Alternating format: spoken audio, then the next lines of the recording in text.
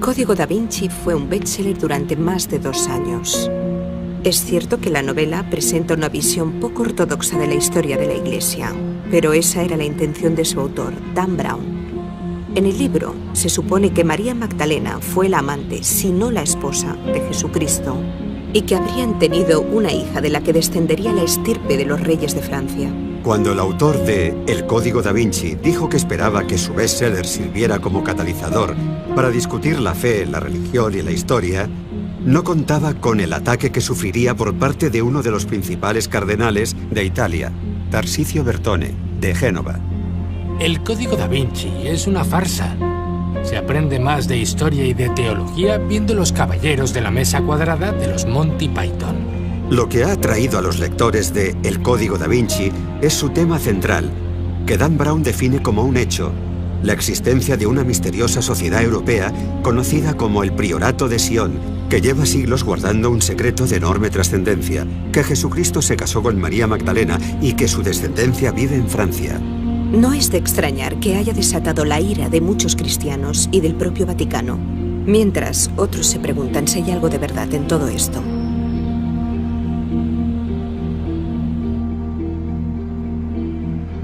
¿Cree el Priorato de Sion o tiene pruebas de que Jesús se casó con María y tuvieron hijos? Sí. La respuesta más corta es sí. ¿Existe un linaje de Jesús y María? Existe un linaje de Jesús y María, efectivamente.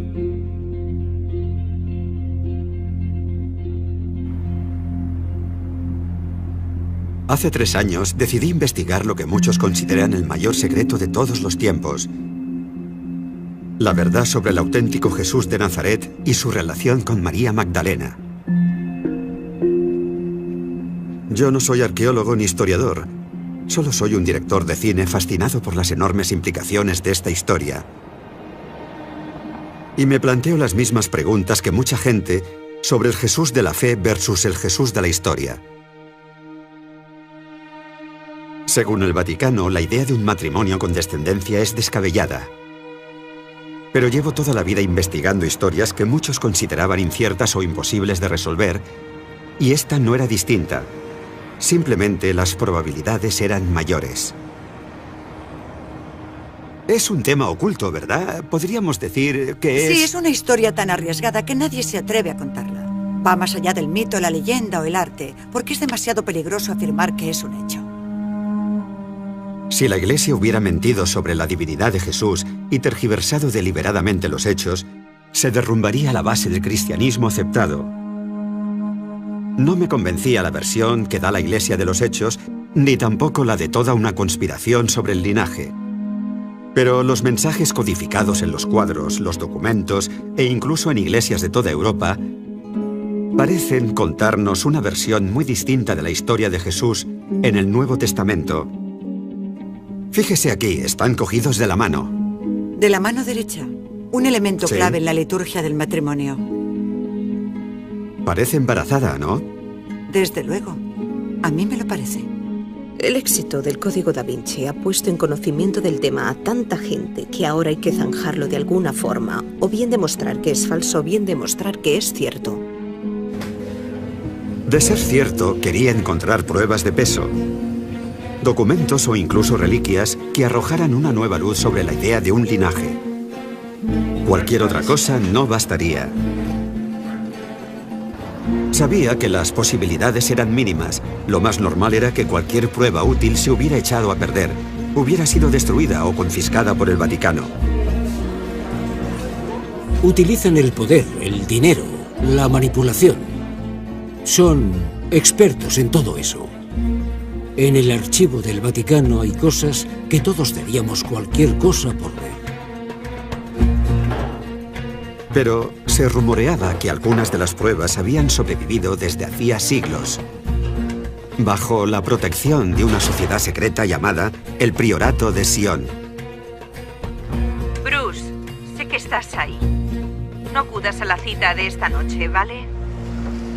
Hola. Hola, Buenas noches. encantado.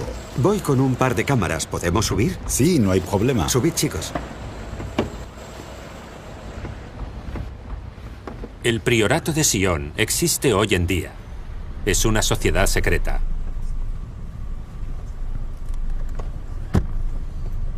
Pero ¿y si hubieran falsificado esas pruebas, ese supuesto cuerpo de Jesús o pruebas del matrimonio entre María y él? Eso sí que generaría polémica de verdad.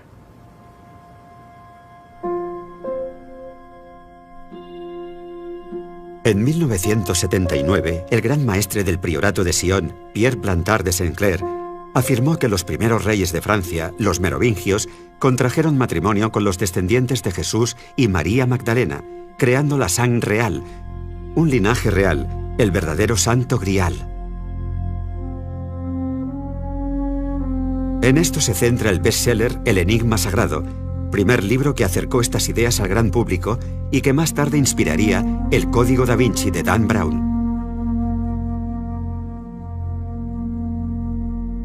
No hay ninguna duda de que el Priorato de Sion existe, y según consta oficialmente se fundó en 1956.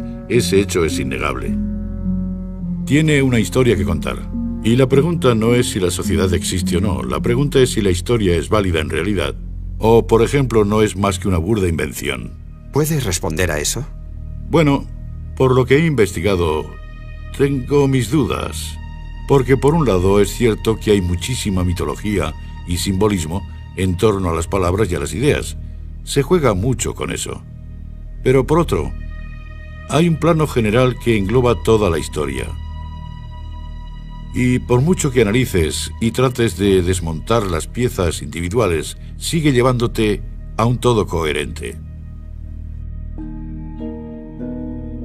El pasado turbulento de Plantard llevó a mucha gente a interpretar su versión como una fantasía personal.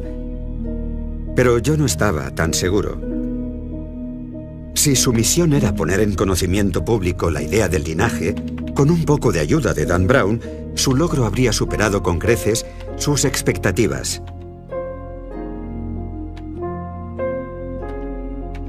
El peligro que supone el linaje para la Iglesia es que un matrimonio con hijos desmentiría la idea de divinidad de Jesús y 2000 años de doctrina cristiana.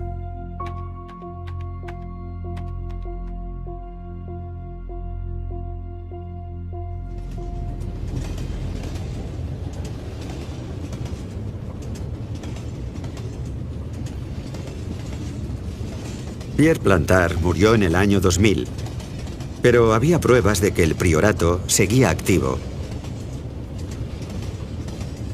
Mi primer contacto era un hombre de París que, al parecer, continuaba su trabajo. Se llamaba Gino Sandri y afirmaba ser el secretario general de la Orden. A través de mi productor, Eduardo Flaherty, le pregunté si el priorato existía de verdad. La sociedad existe. Pero el Priorato de Sion tiene muchas estructuras. Desde que en 1956 se decidió convertirla en una organización pública, hay un mensaje que han querido dirigir a un grupo muy concreto. Tenéis ciertas cosas. Sabemos que tenéis esas cosas y nosotros tenemos otras. ¿Documentos? Entre otras cosas. ¿Cuáles son esos secretos que guardan? Pues no puedo contestar a esa pregunta, no puedo contestarle. Es un tema peligroso. Existen dos organizaciones, el Priorato de Sion y la Iglesia Católica, el Opus Dei. Los buenos y los malos. Solo le diré una cosa. Puedo asegurarle que hay obras de arte codificadas.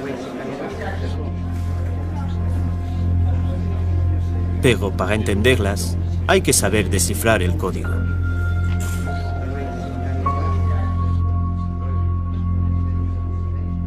Gino Sandri se erigió como portavoz del priorato a mediados de los 80 y en la actualidad dice ser su mayor representante. Ha emitido varios comunicados de prensa en nombre de la organización y de sus palabras se desprende que el priorato sigue operativo. He intentado contestar a todas sus preguntas, intentando no darle la verdad, sino los medios que le permitan descifrar la verdad. ¿Cree que vamos en la dirección correcta? Sí.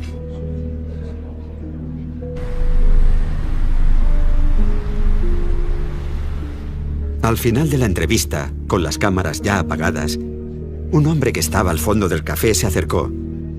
Escribió algo en un papel y se lo entregó a Sandri. No sé quién era ni qué escribió, pero la reacción de Sandri era evidente.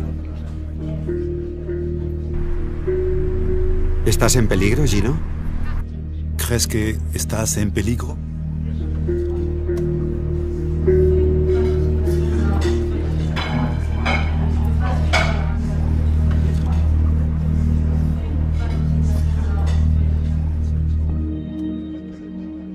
Sandri dijo que una de las obras de arte codificadas a las que se refería era Los pastores de Arcadia, de Nicolas Poussin, un artista francés del siglo XVII del que se rumorea que fue miembro del priorato.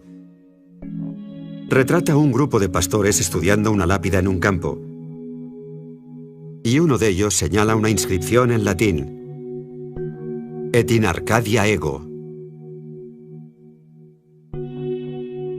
Es un anagrama, también en latín. Voy a consultar mi agenda.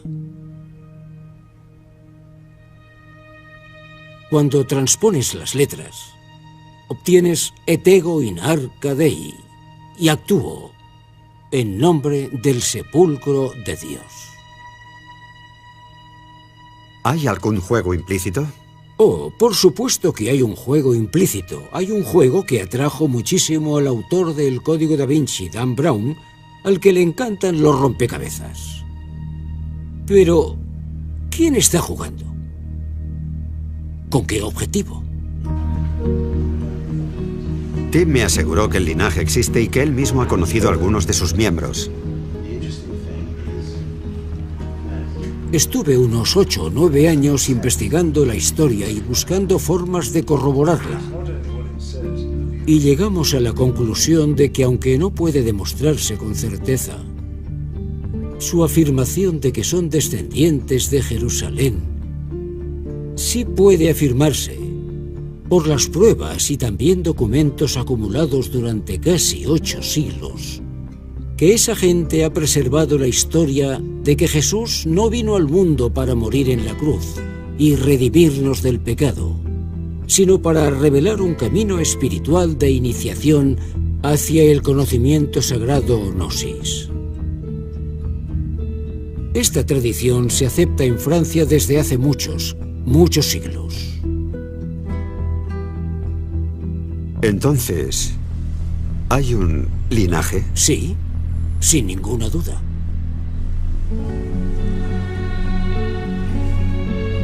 De ser cierta la existencia de un linaje de Jesucristo, seguro que la Iglesia Católica procuró eliminar a todos los miembros, a todos los que los conocieran, a quienes supieran quiénes eran, pensando que haciéndolo podrían deshacerse del problema.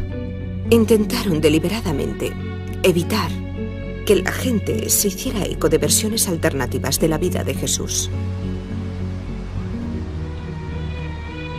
Fui al archivo de París para ver qué más podía averiguar del priorato de Sion. En la sala de reprografía encontré un documento llamado Le Serpent Rouge, la serpiente roja. Me dijeron que podía contener una referencia codificada al linaje, a través de temas históricos. Se hablaba de la reina del reino perdido, enterrada en el subsuelo, en un nuevo templo de Salomón, llamada Magdalena. Parecía referirse a la tumba de María Magdalena.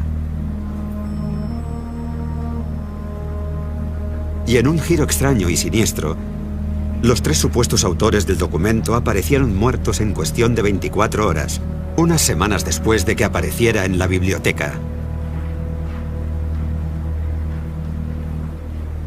¿Los asesinaron por revelar los secretos? Y en ese caso, ¿quién fue?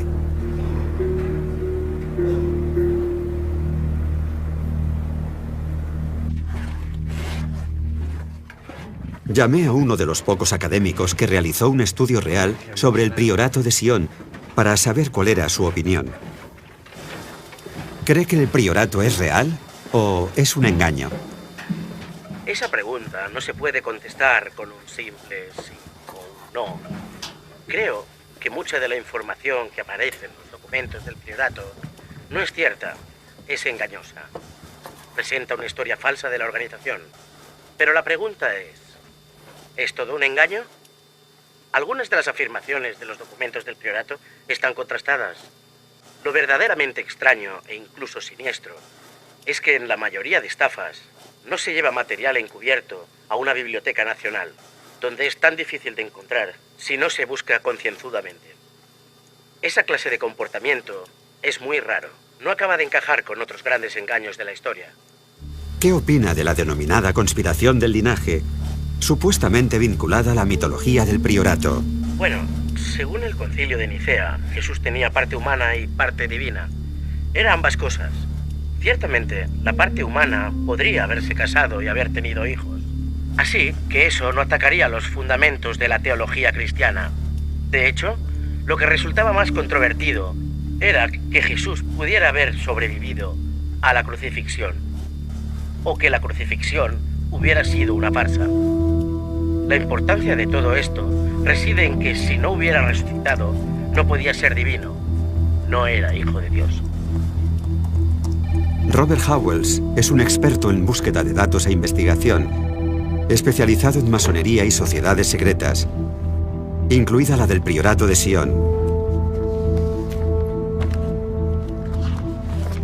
Después de pedirle que intentara establecer contacto con el círculo interno del priorato, comenzó a recibir emails detallados.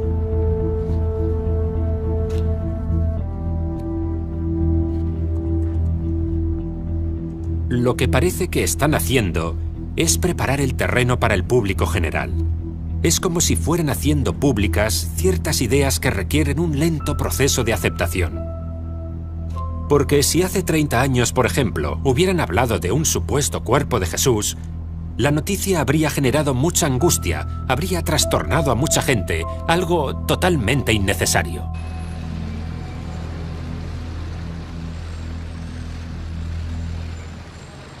Llevan ya un par de semanas escribiéndose emails. La buena noticia es que el contacto de Rob en el priorato, por fin, ha aceptado reunirse conmigo en persona. Sigo sin saber quién es en realidad. No sé por qué ha aceptado verme, ni lo seguro que será, pero creo que merece la pena asumir el riesgo. Si el contacto de Rob pertenece al círculo interno del priorato, será la primera vez en 30 años que se graba a alguien de esa importancia. Podría ser un éxito. Nos ha pedido que no llevemos cámara, pero cogeré la grabadora igualmente y haré lo que pueda. Tu actitud es crucial en esto. Absolutamente crucial. Sí, tu intención. La manera en que trates las cosas, el tratamiento de la información es imperativo. Sospecho que hay mucho más por descubrir en los alrededores de Rennes-le-Château. Podría darse la situación de que alguien encontrara algo, como esa tumba, o incluso unas pequeñas catacumbas, y descubriera algo de un impacto global.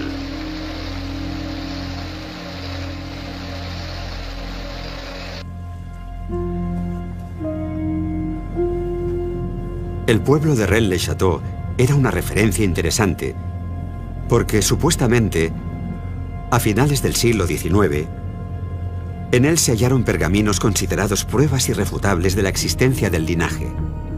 Pero según fuentes de esa época, el Vaticano no tardó en movilizarse para eliminar el hallazgo, pagando al sacerdote que los encontró, y nunca se volvieron a ver.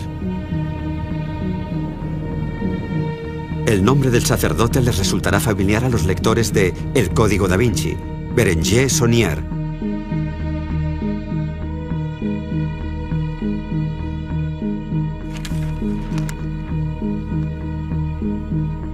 Rob me había reenviado 100 emails de su contacto en el priorato. Sus afirmaciones y datos eran fascinantes, pero ¿era verdad algo de aquello?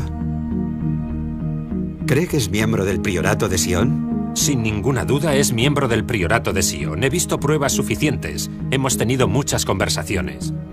El material que me ha facilitado no solo demuestra que es una fuente fiable y que está muy metido en la organización, también manifiestan que el priorato tiene un enorme flujo de información interna sobre el misterio de Rennes-le-Château.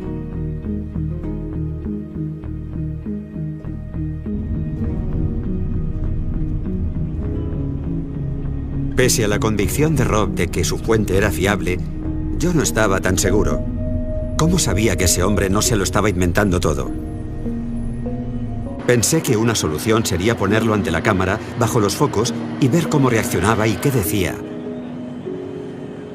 Así que, después de negociar durante semanas cómo y cuándo, Rob concertó una cita con él.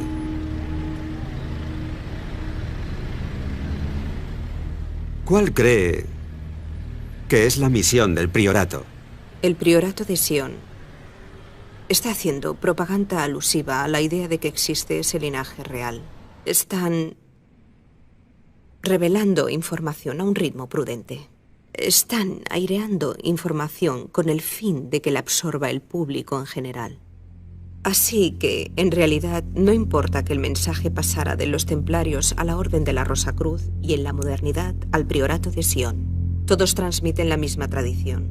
Luego, en su esencia, son la misma sociedad, el mismo grupo, la misma conspiración.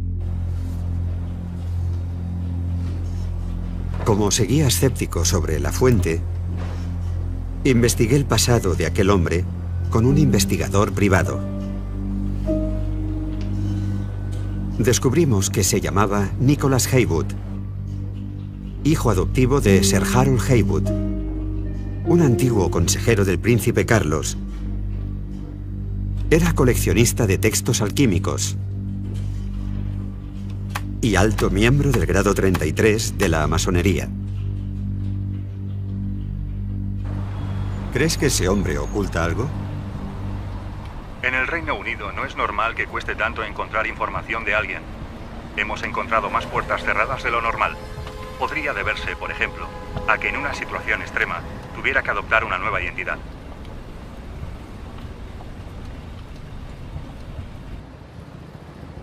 ¿Es usted miembro del priorato de Sion? Tengo amigos en el priorato de Sion.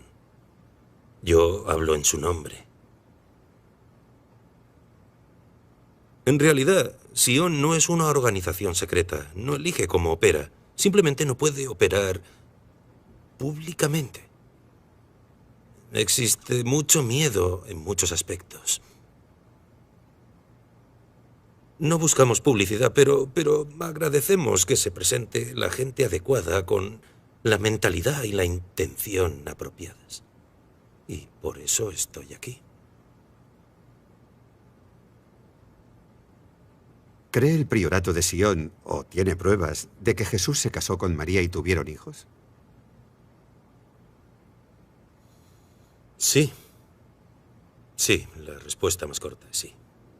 ¿Existe un linaje de Jesús y María? Existe un linaje de Jesús y María, efectivamente, sí. ¿Existen pruebas dentro del priorato? ¿Existen pruebas? Existen al margen pruebas. de lo que pone en la sí, Biblia, al margen de todo Talmud eso, existen pruebas, sin ninguna duda. Pero el soporte probatorio básico es...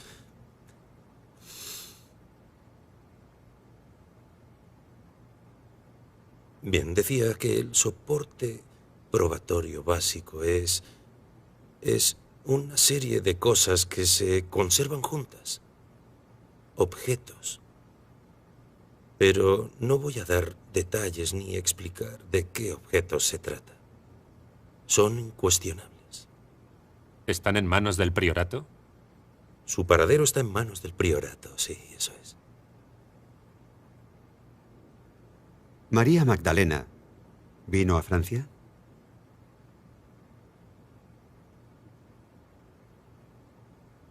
El conjunto de pruebas apunta a eso de forma rotunda, es cierto, sí. ¿Está en Francia? Sí. Lo que me han dicho es que las pruebas están en la zona de Rennes-le-Château. Se trata de un cuerpo probatorio, y creo que se refieren a un cuerpo de forma literal. Y por eso recriminan lo que ellos llaman la gran mentira. La historia no es como se le ha enseñado a la gente, ni como la enseña el Vaticano. En realidad, Jesús estaba casado, tuvo hijos, y María Magdalena fue su esposa. Afirman tener un cuerpo, y si ese cuerpo se muestra, será una prueba irrefutable.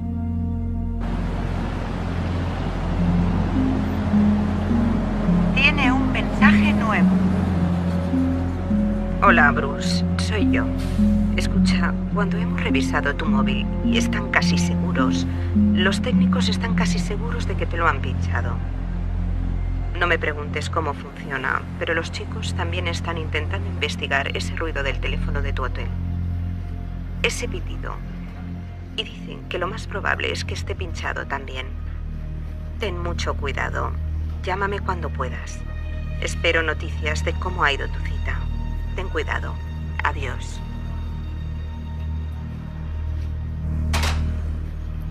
¿Cree que hay un movimiento para impedir que hablen más claramente con gente como nosotros? Sí. Hay quien se alegra y hay quien no. ¿Y cree que esa gente estaría preparada para dar un paso extremo con tal de impedirlo?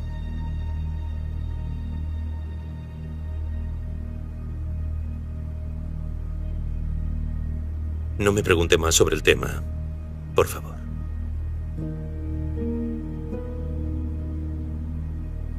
Este último año se han producido 3 muertes de miembros de Sion. Todas ellas son sospechosas, y todas ellas por causas idénticas. ¿Cuáles? Hemorragia cerebral o derrame. En el marco de la sociedad secreta, el entorno masónico, una hemorragia cerebral es, por ejemplo... ¿Indicativa del uso de cierto veneno? Sí, así es.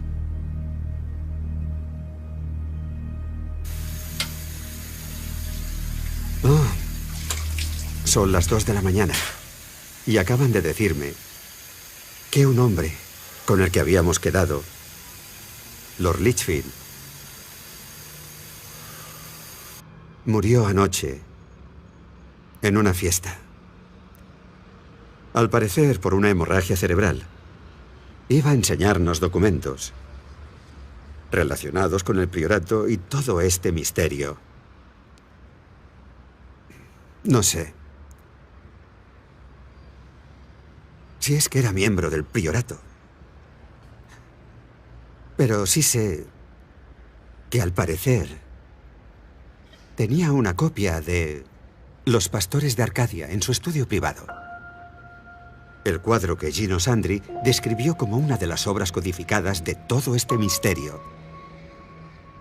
Puede que haya sido casualidad que muriera de una hemorragia cerebral. O puede que haya sido casualidad que muriera unos días antes de reunirse con nosotros para hablarnos del linaje.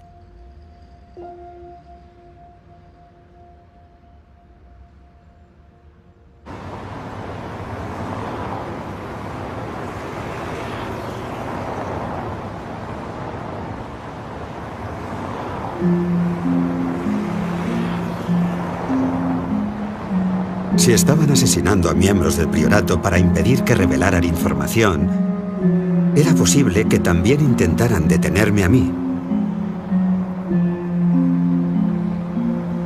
Contacté con un miembro de una importante logia masónica de París para averiguar qué sabía sobre el priorato y el linaje.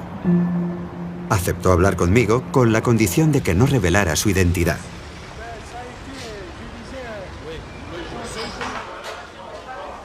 Las dimensiones de esto son enormes. Hay toda una red de logias masónicas vinculadas al Vaticano, a la CIA. Es increíble. Ni se lo imaginan. Es gente muy influyente, Bruce. Son capaces de todo con tal de proteger sus secretos.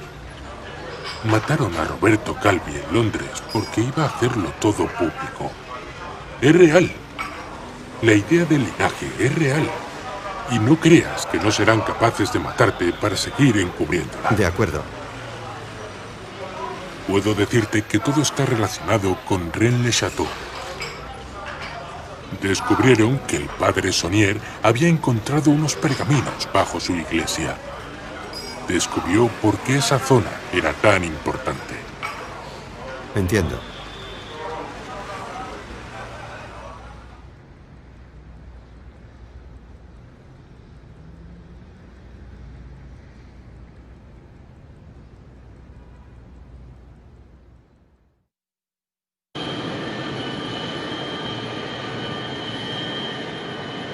Es obvio que hay algo importante enterrado en la zona de Rennes-le-Château.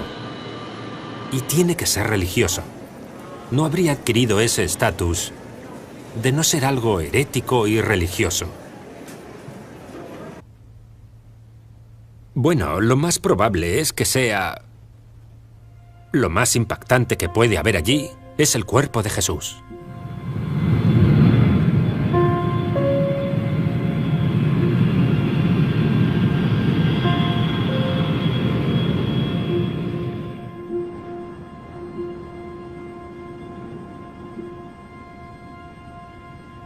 Es aquí.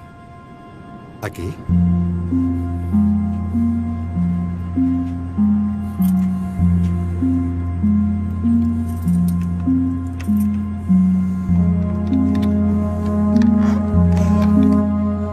Lo que encontró el sacerdote bajo su iglesia a finales del siglo XIX es uno de los grandes misterios del suroeste de Francia. Ah, ya entiendo. ¿Sí, entiende? Sí. Los rumores apuntan a que encontró pruebas rotundas del linaje. Puede que incluso las tumbas de Jesús y María Magdalena. Y nadie más las ha visto. Alain Feral, un artista y escritor local, tenía las llaves de la iglesia y accedió a enseñarme el punto en el que hizo su descubrimiento el sacerdote. Me contó que durante las obras de reforma de la iglesia, Saunier descubrió una escalera que descendía a la cripta, escondida tras una puerta falsa de su armario. Sígame, por favor, es aquí dentro.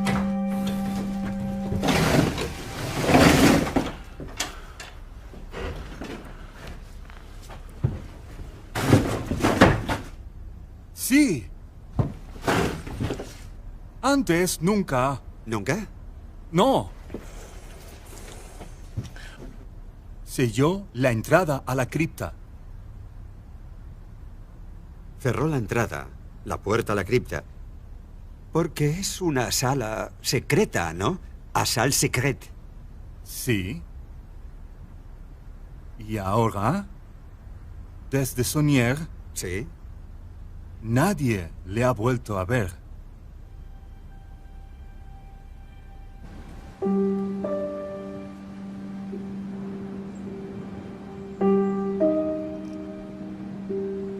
Fui a ver al alcalde de Rennes-le-Château para ver si era posible excavar el suelo para acceder a esa sala secreta. Me dijo que era imposible, que nunca me darían el permiso. Él ya quiso hacer la excavación hace años, pero el gobierno francés no se lo permitió. Al parecer, sus solicitudes para el permiso continúan en trámites. Era gente poderosa, dijo, que no quería que esta historia se expusiera más. A ver si me puede entender. ¿Hay gente que quiere encubrir la verdad? Sí.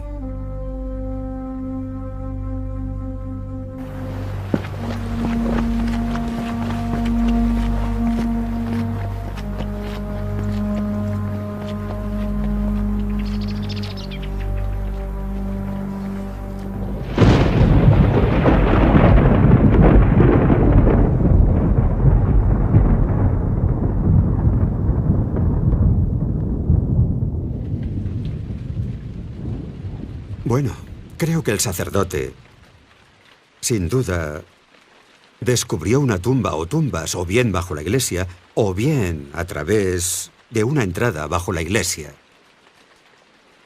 Estoy tan convencido porque se me han acercado varios vecinos de Rennes-le-Château discretamente que nos han enseñado, regalos que Saunier les hizo a sus padres y abuelos, sí, y a sus abuelos. Hemos visto joyas, también monedas, y en un caso he llegado a ver un cáliz de plata maciza del siglo XIII conservado en su caja original, con una nota escrita a mano de Saunier.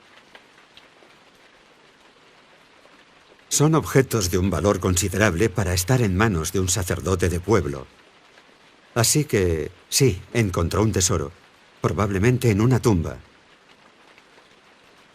La gran pregunta es, ¿qué más había?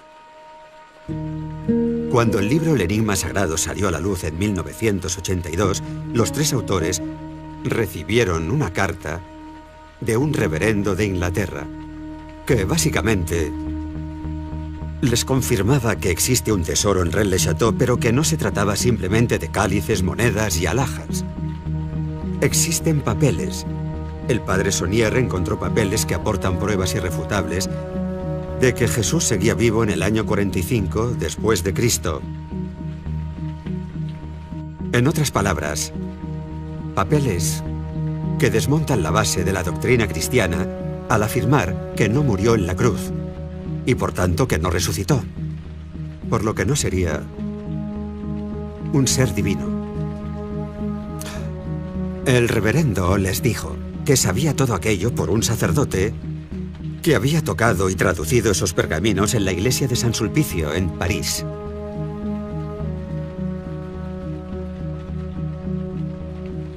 Al parecer acabaron en manos del Vaticano y no se han vuelto a ver. Es posible que Saunier dejara alguna pista sobre el contenido de los pergaminos en la iglesia, porque la estación 14 suele representar el cuerpo de Cristo llevado a su tumba por sus discípulos. Pero en la iglesia de Rennes-le-Château, alguien había pintado una luna en la esquina izquierda de la escena que la sitúa en la noche. Y va en contra de la ley judía tocar un cuerpo sin vida durante la noche. Así que podría interpretarse que no están tocando un cuerpo sin vida porque Jesús seguía vivo. Al margen de todo, es una hipótesis fascinante. Si la sitúas en el marco de la carta que recibieron los autores del Enigma Sagrado, en la que se afirmaba que Saunier había hallado pergaminos que probaban de forma irrefutable que Jesús no había muerto, no es tan descabellado decir que esa luna fuera un mensaje sutil que dejó el sacerdote para que sobreviviera a él y nos inspirara todas estas preguntas unos 100 años después.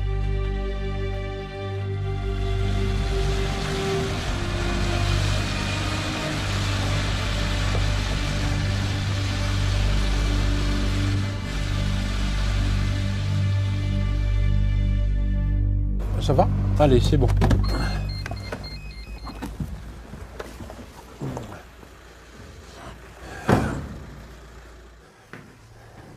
Recibí la llamada de un vecino que se enteró de mi investigación y me dijo que tenía algunos de esos pergaminos que el sacerdote encontró bajo la iglesia. Sabía que podía ser un fraude, pero tenía curiosidad por ver lo que tenía, así que acepté reunirme con él. ¿Son realmente tan antiguos? Son los pergaminos encontrados en Rennes-le-Château y que han conservado los sacerdotes a lo largo de los siglos para transmitir el gran secreto. Era el secreto de la región, el secreto de los cátaros y también el secreto de la propia iglesia. Según los pergaminos, el secreto era que Jesucristo no había muerto en la cruz. Había huido de Jerusalén hasta el sur de Francia con María Magdalena y sus hijos. Aparentemente, solo contenían pasajes de la Biblia en latín, pero utilizando este código para descifrarlo, aparecía un nuevo texto secreto. ¿Estás seguro de que es auténtico? Estoy totalmente convencido. Más que eso, estos papeles son incuestionables, sí. ¿Y de qué época datan estos documentos? Los más antiguos datan de la Revolución Francesa. ¿Son la clave de un mapa? Sí. Es un mapa simbólico, sin duda. Sí, es un mapa simbólico. ¿Acaso María Magdalena está enterrada en algún punto de este mapa? Sí, por supuesto. Y Jesucristo también.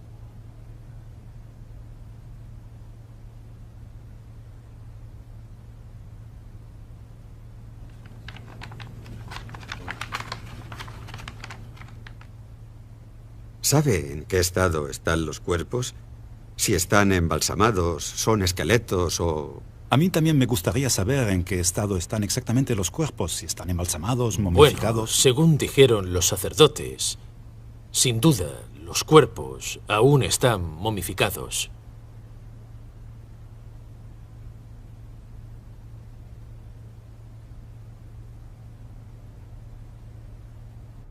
Creo que me están llevando a pensar que tienen el cuerpo de María Magdalena.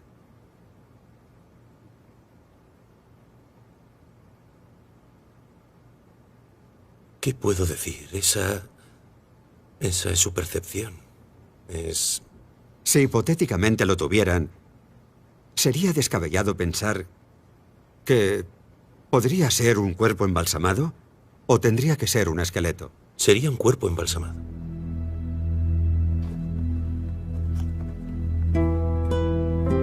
Los pergaminos revelaban que los cuerpos embalsamados de María Magdalena, de Jesús y de sus hijos fueron enterrados en un templo subterráneo cerca de Rennes-le-Château.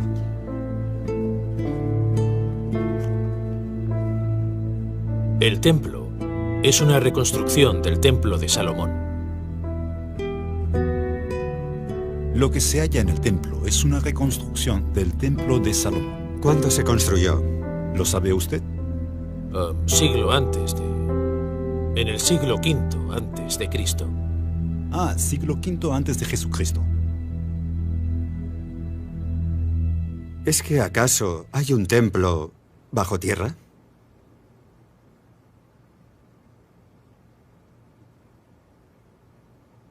Sí, es cierto. Actualmente tiene un acceso abierto. Uno de 12.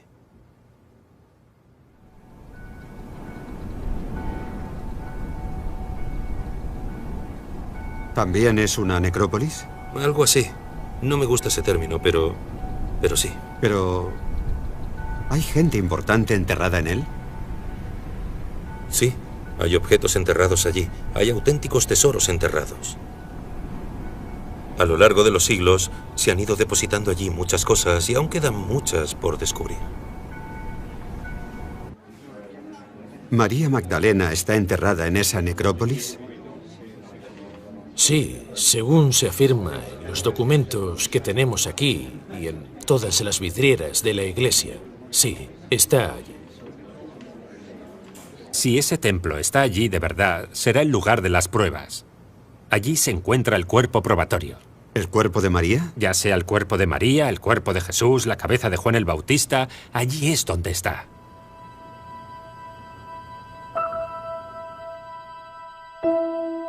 El priorato afirma que hace unos años se produjo un robo en una de sus direcciones de París y yo creo que es posible que así consiguiera ese hombre los pergaminos, que se trate de los pergaminos originales que encontró el sacerdote en Rennes-le-Château o de falsificaciones modernas. No tiene importancia mientras la información sea cierta. ¿Pero lo es? ¿Huyeron María y Jesús a Francia con sus hijos y están aquí enterrados? Había una fuerte creencia local de que así fue y de que hay algo sagrado en la zona de Rennes-le-Château. Pero nadie ha encontrado nunca nada. Históricamente, esa hipótesis se sostiene porque había una próspera comunidad judía en esta zona del suroeste de Francia, así que cualquiera que quisiera huir de Jerusalén vendría aquí. Así que es posible que María, con o sin sus hijos, puede que con Jesús o con su cuerpo, viniera a Francia y se quedara. Por lo que estarían enterrados aquí en algún sitio. ¿Pero dónde? Mi productor en Los Ángeles ha descubierto una pista interesante. Una página web llamada Die Tumban. El administrador afirma haber encontrado la tumba de un caballero templario cerca de Rennes-le-Château, relacionada con todo el misterio de Saunier. En la página pueden verse fotos de la tumba y parece haber un cuerpo bajo un sudario con la cruz roja de los templarios estampada. Y hay cofres y otros objetos en la tumba. En mi opinión, parece un set de rodaje. Lo encuentro demasiado perfecto para ser cierto. Soy muy escéptico, pero merece la pena comprobarlo. Y René ha concertado una cita mañana por la noche. En el pueblo de al lado veremos qué tiene el hombre de la tumba.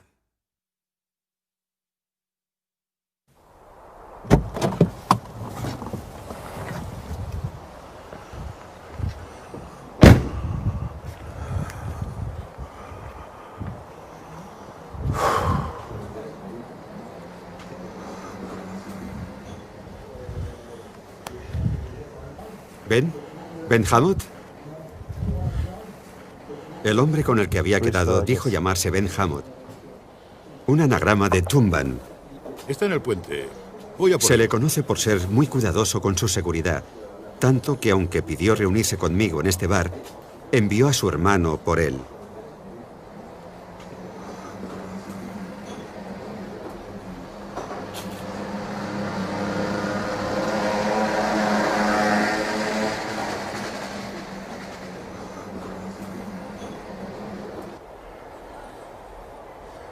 Todo esto es muy raro.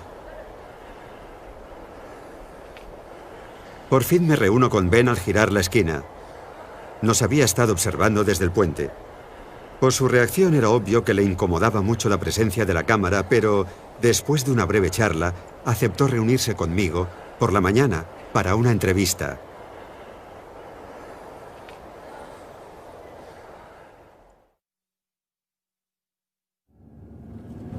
Creo que vamos bien. A ver.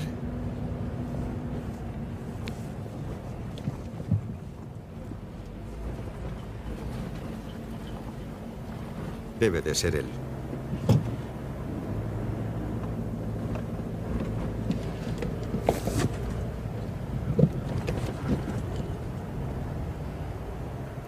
¿Se habrá quedado dormido?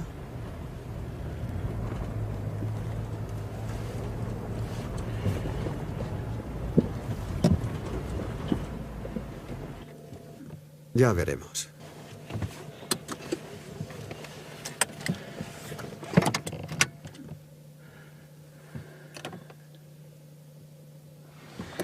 Voy a ver. A ver qué pasa.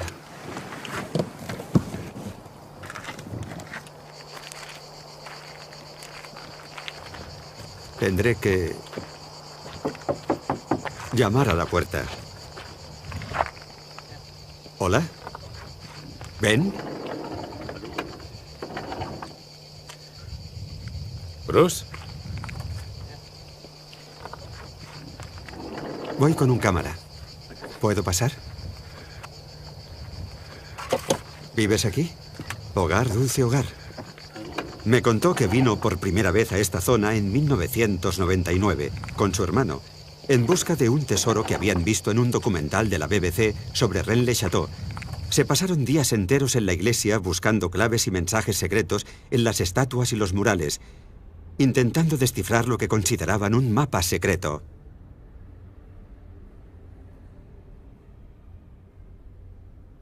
Un metro con 8 centímetros. Al final, después de muchos intentos y errores, descubrieron 4 puntos geográficos cercanos representados en la iglesia y que confluían exactamente en una cueva en una montaña local. Había un pasaje hasta el fondo de la cueva.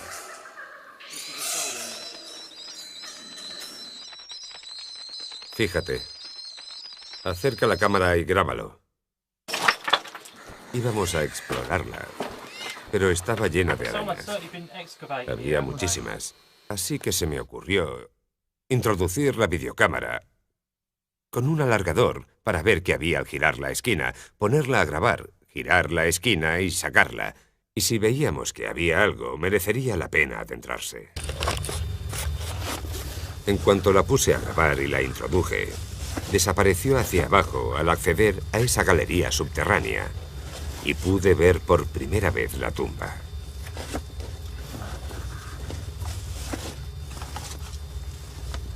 Después de un rato, enfoqué una linterna hacia abajo. ¿Le diste algo de luz? Sí. ¿Qué crees que hay allí? ¿Qué crees o quién crees que hay allí?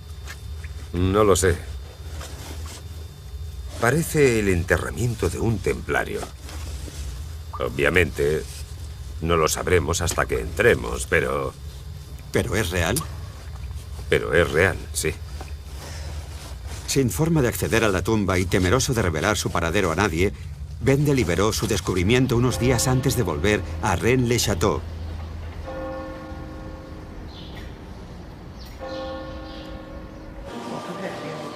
De nuevo, usando el mismo método que le había llevado hasta la tumba, identificó claves ocultas que, según él, había incrustado el sacerdote en la decoración de la iglesia.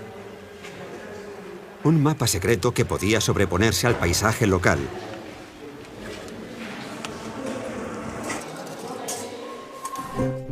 Y 2 con 1, yo creo. Asoció la figura del demonio agazapado en la puerta de la iglesia a un antiguo paisaje pagano no muy lejos del pueblo, conocido como el Sillón del Demonio. Ben dijo que si imaginas al demonio sentado en él, su mirada apunta a un punto específico del suelo, a escasos metros. Encontré una botella. Y dentro estaba esto. Dios mío, fíjate. ¿Es la firma de Saunier? Sí. ¿Y estaba enrollado? Sí, estaba enrollado, y esto es lo que se veía a través del cristal. Y esto de aquí. ¿Qué hay en el dorso? Parece un mapa. ¿Qué opinas? Me llevó un tiempo descifrarlo, pero lo interesante es que tenemos el dibujo de una llave en 3 partes. ¿Sí? Y al descifrarlo pone: comienza en el comienzo, no la iglesia. Sí, María Magdalena. Comienzo o principio. Comienza, comienzo y Magdalena. Estas claves encriptadas llevaron a Ben y a su equipo a un lugar no muy lejos del pueblo. Un arroyo sagrado llamado El Origen de Magdalena. Las medidas ocultas en el texto les llevaron a un punto exacto, donde encontraron una piedra de gran tamaño con las iniciales del sacerdote grabadas. Berenger Saunier. Sí, hay una B. Es una B.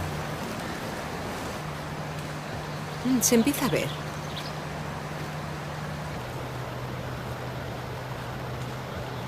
Una B y una S. Sí. Seguimos el arroyo, dentro de un radio marcado. En la dirección de esta flecha. Miramos en cada hendidura y todos los escondites posibles. Y finalmente, después de indagar un poco, encontramos esta entrada en la piedra, similar a una gruta. Apartamos todas las hojas, cavamos y encontramos una botella. Una botella. No la saques con fuerza. Si es antigua, ve con cuidado. Sí, creo que es mucho más grande. Espera, voy a sacarla. ¿Puedes cogerla?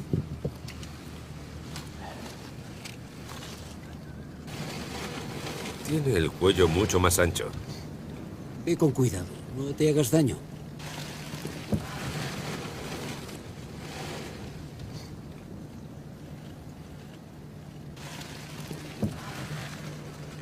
Está cubierta de tierra. Espero que no haya entrado. Sí, está sellada con cera roja. Se ve claramente, ¿no? Parece que el sello se ha desgastado con los Y años. también tiene su firma. En el interior de la segunda botella, encontramos un papel plagado de texto por ambas caras, y con lo que parecía la firma del sacerdote Berenguer Saunier. Reordenando la posición de las letras y las palabras, Ben dijo que era capaz de descifrar algunos mensajes ocultos en el texto. He entrado en el túnel de la montaña y he encontrado las tumbas de los caballeros del templo y la cruz. Los caballeros guardaban un gran secreto en manuscritos que he encontrado. Los enemigos no son los herejes, sino la Iglesia de Roma. He abandonado y renunciado a mi falsa iglesia. He hecho lo que he hecho para preservar el secreto. Puede que en el futuro llegue el momento de revelar el secreto.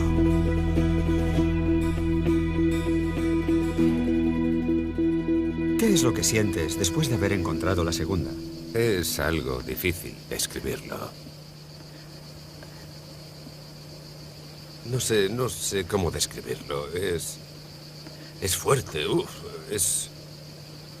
no lo sé. Es totalmente increíble. Parecerá un tópico, pero te produce escalofríos. Después de resolver dos partes de la clave, Ben descifró el acertijo de la tercera y última pista. Entra en la cueva entre el pie negro y el casco para revelar el punto en el que Cavar está el muchacho arrodillado. El pie negro, el muchacho arrodillado y el casco estaban representados en las estaciones de la cruz en la iglesia de Rennes-le-Château. Esto nos llevó a una roca con forma de casco conocida localmente como El Guardián, en una montaña no muy lejos del pueblo.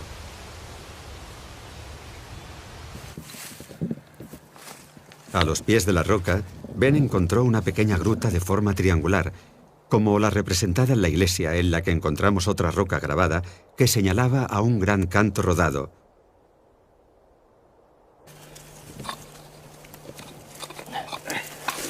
Cuidado con los pies. Mira aquí. Debajo hay una botella. Es extraordinario. Vaya descubrimiento. Otra botella enterrada. Hay una botella, Sandy. La botella estaba debajo de la piedra que casi aplasta a Ben. ¿Ben? Sí, en serio. Hay una botella debajo. Podía haberte hecho daño. No puedo creerlo. Por fin la número 3. O la que creemos que es la número 3.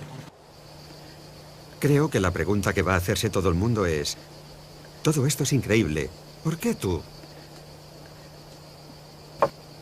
Lo normal es que piensen que es una farsa porque hay un montón de fraudes en torno a este misterio. Sí, pero no es ninguna farsa. Yo no las he enterrado. Creo que Saunier fue el responsable de esto. Sabemos que siempre paseaba por la zona. Pudo aprovechar para hacer esto. Buscar cosas, esconder otras. Tenemos fotos suyas en algunos de los puntos donde encontramos las botellas. Creo que son artefactos originales de Saunier. ¿Por qué tú? ¿Por qué no Henry Lincoln o toda esa gente que busca por la zona? Tienes que dar con ellos. Tienes que salir a buscar. Yo estoy aquí, en medio del meollo, recorriendo todo el bosque. Estoy buscando las pistas de la iglesia. No es tan fácil como llegar, mirar y encontrarlo de inmediato. Detrás hay mucho trabajo, ha habido muchas decepciones. Hemos buscado en 1000 sitios sin encontrar nada, en muchísimos sitios. Cuesta entrar en la mente de Saunier, pero una vez lo consigues, sabes qué giros dar.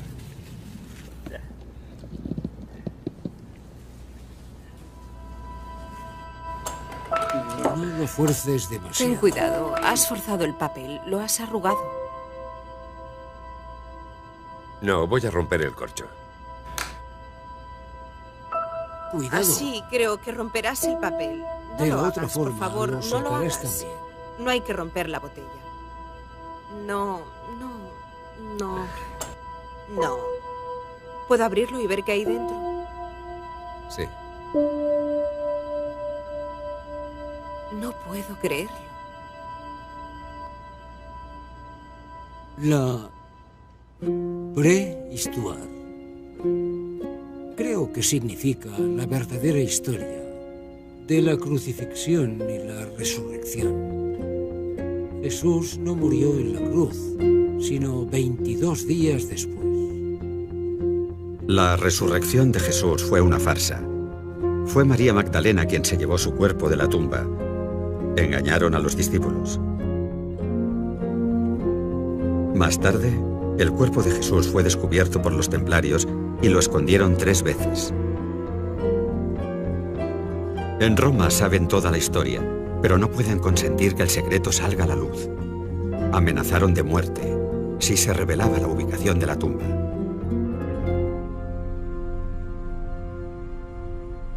Ah, ¿sí? Después de varias semanas trabajando juntos, Ben me llamó preocupado.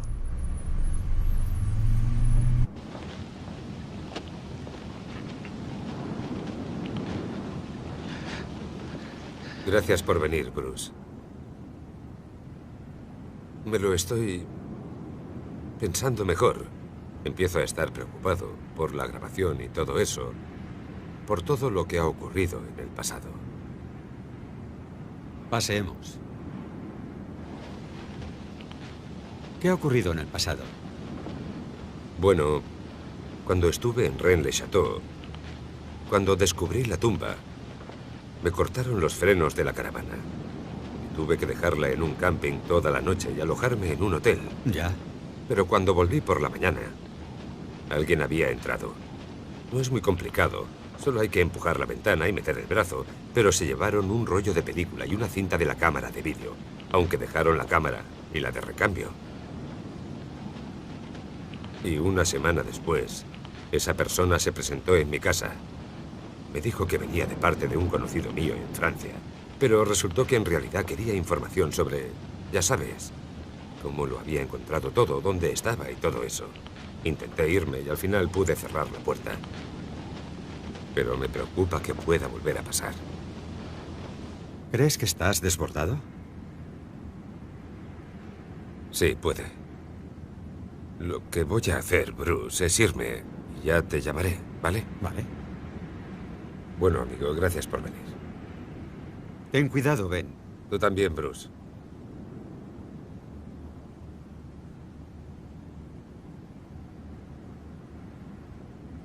Creí que iba a decirme que iba a llevarme a la tumba. Pero ahora mismo está demasiado asustado. Cree que le están siguiendo. Le han robado cintas, le han cortado los frenos, han ido a su casa. Teme por su vida y por la de su familia. Tengo que averiguar si esa tumba es auténtica o no. Pero si hay gente amenazándole, puede que sepan algo que yo no. Venga, volvamos al coche.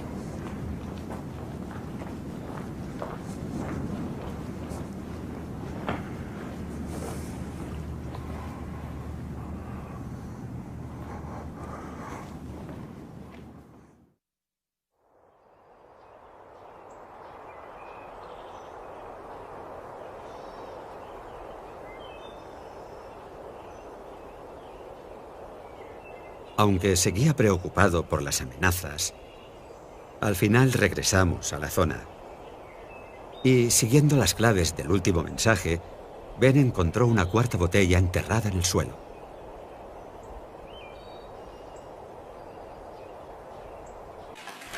A ver.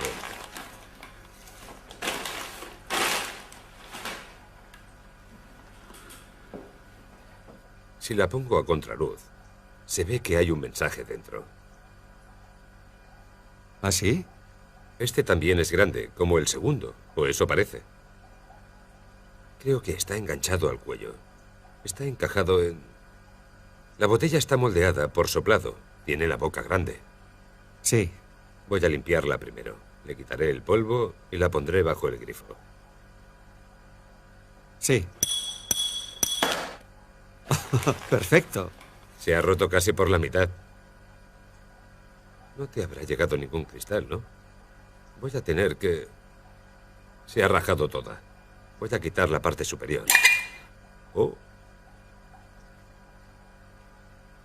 Bueno, es el momento de la verdad.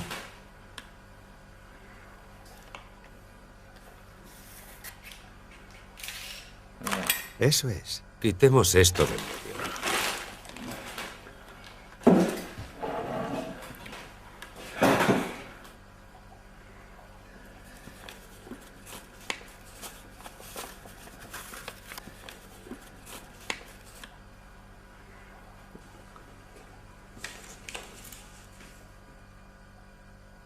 Los pergaminos del abad de Bigú, el cáliz de Jesús y María Magdalena y el tarro de ungüento. Básicamente, apunta a que estas tres cosas están aquí, dentro de esta caja, ¿no? Mira, habla de una gruta y de que hay una cista allí. Sí. Así que hay un cofre en la gruta. Y si te fijas, hay una J y una M. Pero podría ser una especie de T, una T invertida. Y en el altar de la iglesia, en el mural de María Magdalena, en el altar hay una J, una T invertida y una M. Entonces, ¿crees que esos signos del altar encajan con estos? Encajan con estos.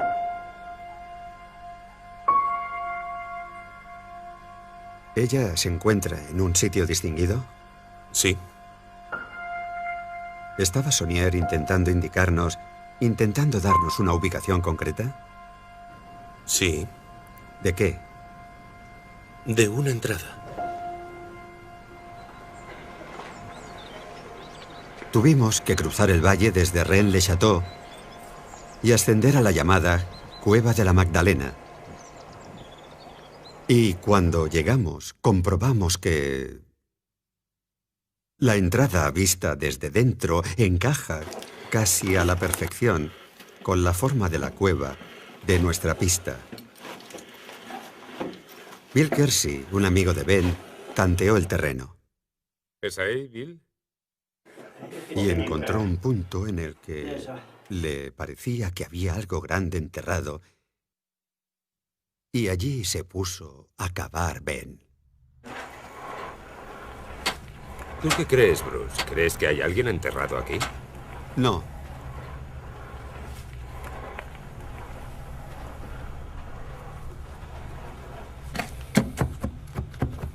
¿Lo oyes? Sí. ¿Qué crees que es? Por el sonido, yo creo que madera.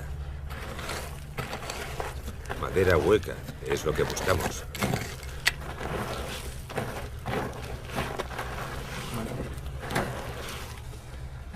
¿Puedes acercarme la linterna? Lo veo bien. Es madera. Sí. Golpéala.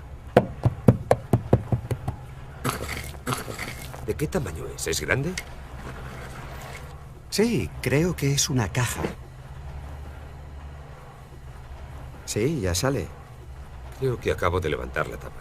No puede estar cerrada. Vale, espera. Lo que estás haciendo es arrancar la tapa. Fíjate, hay... Oh, sí. Así está entrando tierra. Si empujas, se abre al moverla. Vale. Acércala hacia aquí.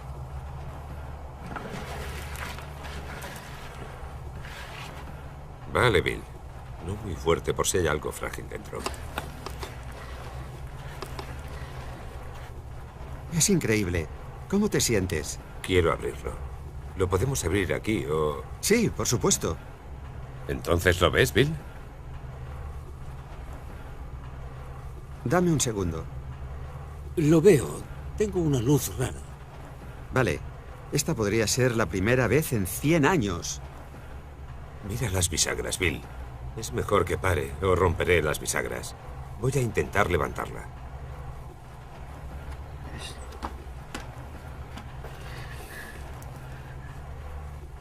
Dios mío. Increíble. Dios mío. Esta es la clave de... Estoy abrumado.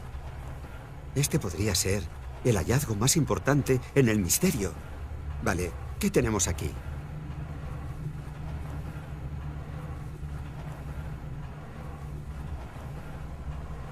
¿Qué tenemos aquí?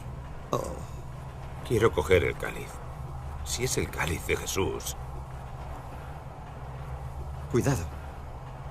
No voy a soltarlo. Se confundirá con una piedra. Vale. Tiene un poco de moho. ¿De qué está hecho? De cerámica. Cerámica. Tiene un canto partido. Y hay un pergamino. No lo abráis hasta que volvamos. Y las monedas. Sí. Tenemos que volver. Sí. Es antiguo. Sí. Y esto parece el tarro de ungüento. No sé qué decir. No hay palabras. ¿Cómo te sientes?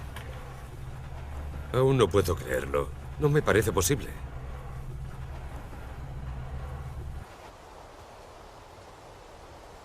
Propongo un brindis. Por Ben y por su hallazgo del cofre. ¡Salud! Eso, brindemos. Brindemos. Si os parece, vamos a brindar por Saint Anthony, los hallazgos y por las cosas perdidas. ¡Brindemos! Sí. Salud, Saint Anthony.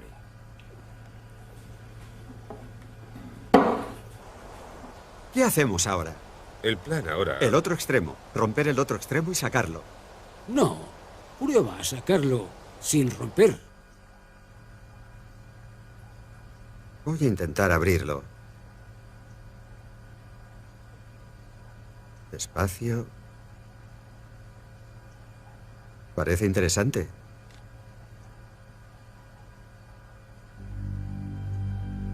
Iba a usar unas pinzas para desenrollarlo, pero mis dedos lo dañarían menos.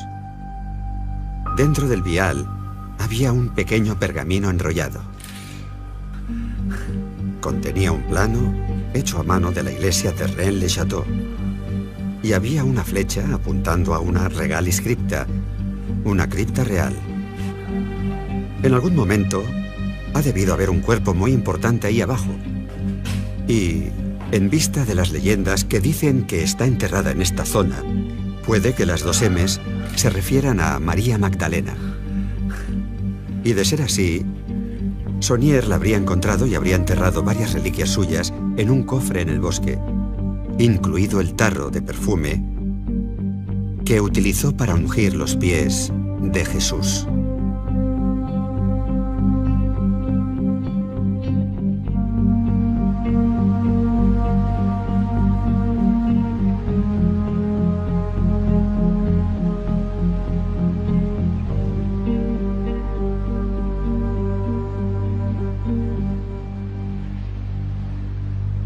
Barkay. Hola. Hola. Me alegro de verte. Igualmente. Bienvenido. ¿Cómo estás? Bien, ¿qué tal el vuelo? Todo perfecto. De lujo. Volvimos a Londres para reunirnos con el arqueólogo israelí Gabriel Barkay, uno de los mayores expertos del mundo en reliquias antiguas de Jerusalén, que aceptó analizar el contenido del cofre.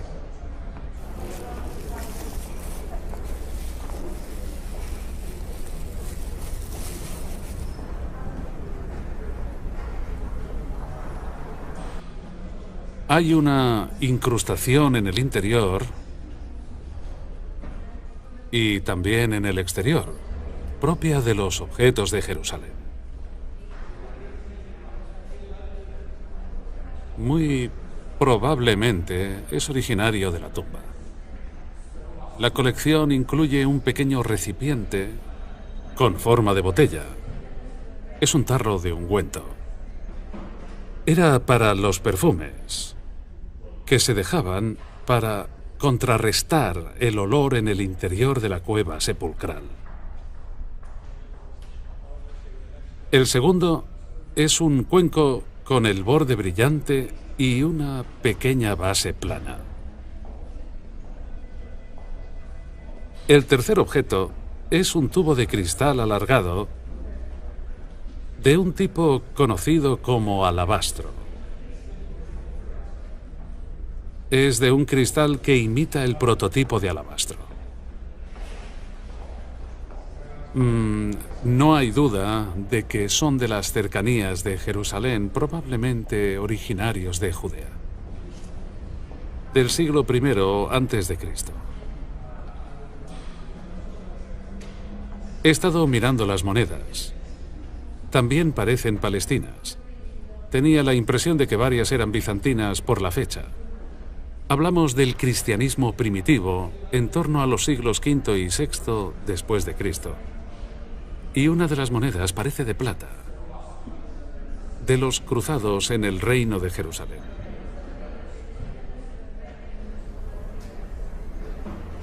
Esta es una pieza importante. Es una de las monedas de los procuradores romanos.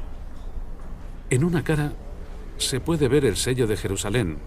Es uno de los procuradores romanos en una palma de Judea. Y en la otra cara la rama de palma. ¿De qué fecha es?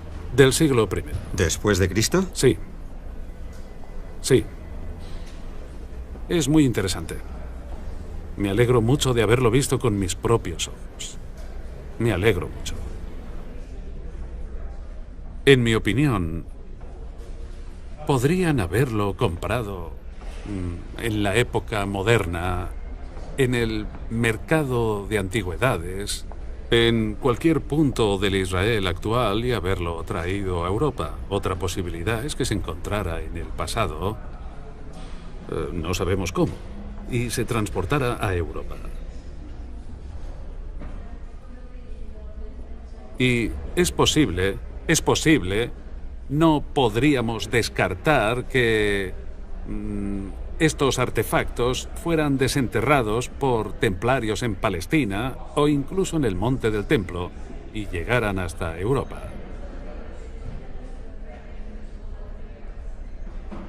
Los hallazgos de este cofre son muy intrigantes y, desde luego, uno puede dejar volar su imaginación.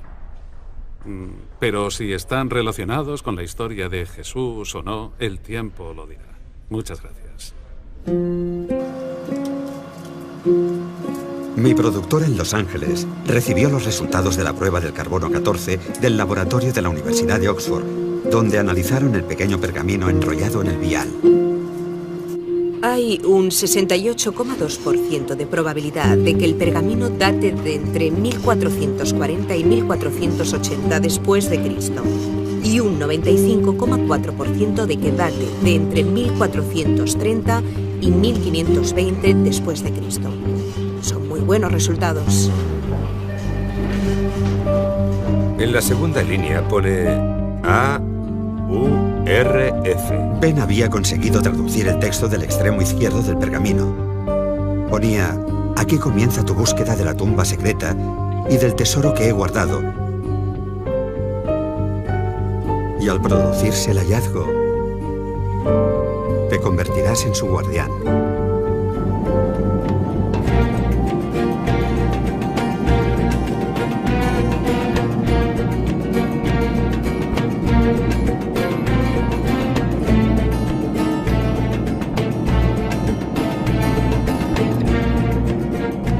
El cuenco, el pequeño tarro de ungüento y el vial de alabastro eran reliquias auténticas del siglo I, originarias de la zona de Jerusalén. Eso era lo que sabíamos. Pero ¿cómo acabaron en ese cofre en Francia? ¿Era posible que ese sacerdote las encontrara en la tumba de María Magdalena? ¿Por eso era el cuadro Los Pastores de Arcadia tan importante para el priorato? ¿Por qué simbolizaba su verdadera tumba en la zona?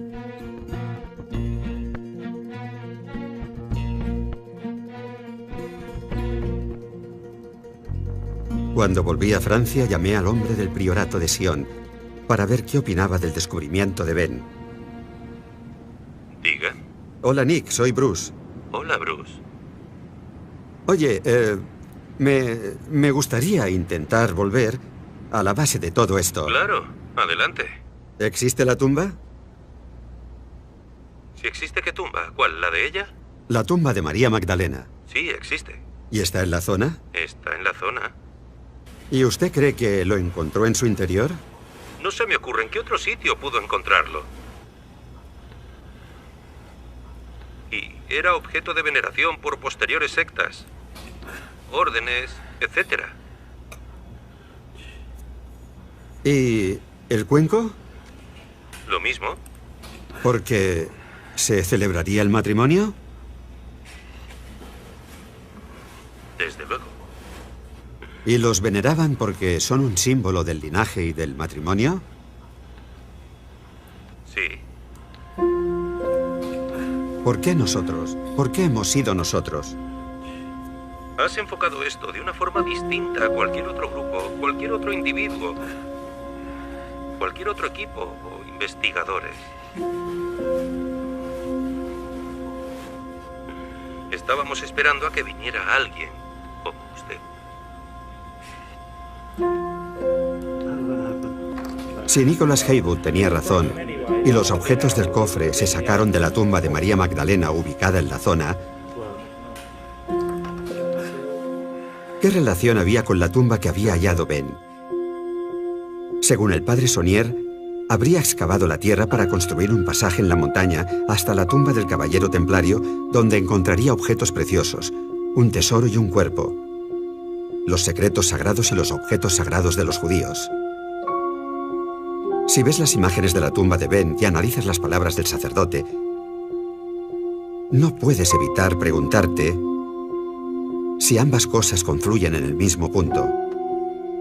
La pregunta es, ¿los restos bajo el sudario podrían ser los de María Magdalena?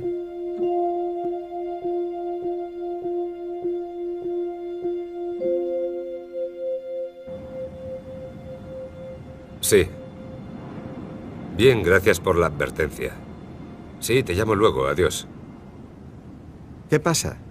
Bueno, era Pat. Es un compañero alemán y ayuda mucho por aquí. Es un fanático de la historia del pueblo. Conoció a un chico en el foro alemán que dijo saber dónde estaba mi tumba. Sabía lo que había dentro y pensaba venir a Rennes y después quería ir a Jerusalén. Pero en Jerusalén fue capturado. Dispararon a su hijo ante sus ojos y después a él. Joder. Pero dijo que sabía dónde estaba mi tumba. ¿Le dispararon por eso?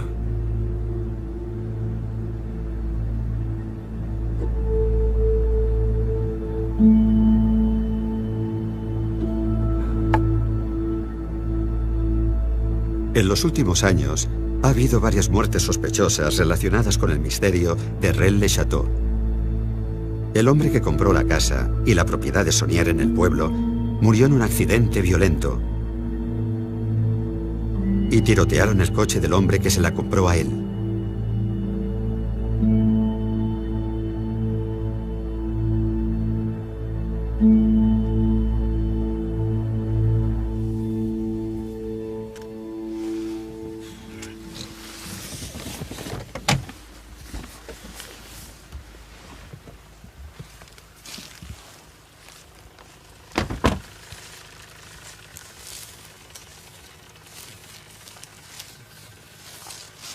Ben decidió volver a la tumba esa noche para intentar ver qué o quién había allí abajo utilizando una cámara remota. Y por las últimas noticias de Jerusalén, nos pidió a mí y al cámara que nos quedáramos vigilando fuera. ¿Lo llevas todo? Creo que sí. ¿No necesitas nada más? No.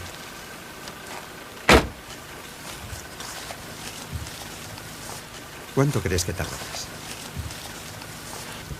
Bueno.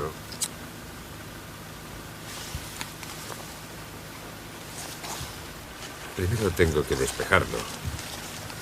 Sacar la tierra y todo eso. Supongo que un par de horas. Puede que un poco más. Vale. Esperadme aquí. Casi podré encontrarlos. Estamos en medio de la nada, ¿no? Qué bien.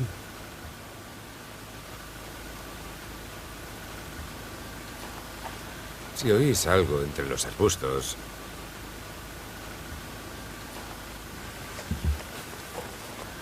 seguramente será un jabalí. Bueno, me voy ya.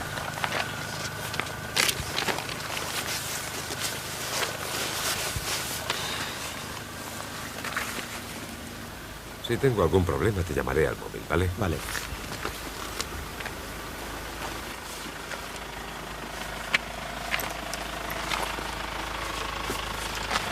Aarón, nos quedamos aquí. Aarón, deja que se vaya. Nosotros nos quedamos aquí. Hasta dentro de un par de horas.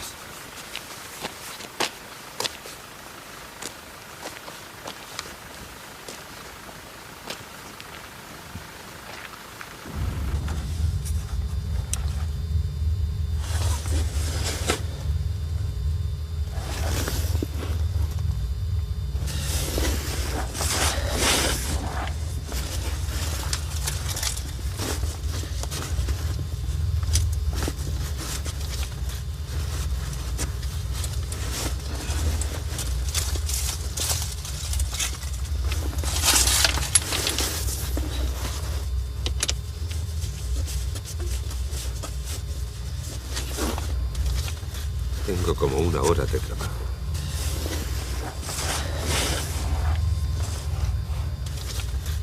Voy a apagar la cámara un rato. Vacío el túnel y en cuanto vea la entrada volveré a grabar.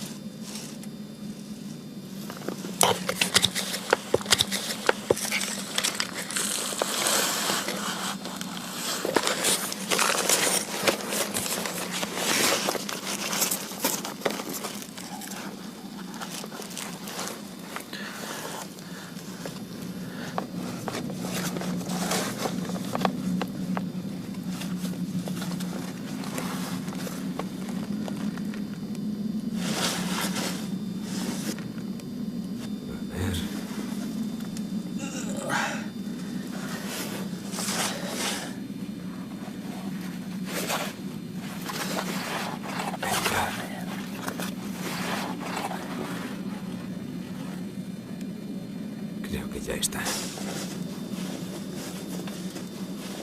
¿Esa es la cruz? Hay muchas piedras. No distingo. Hay muchas piedras.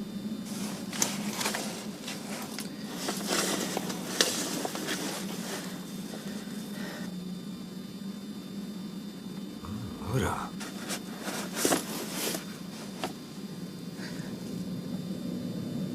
Puedo ver oro.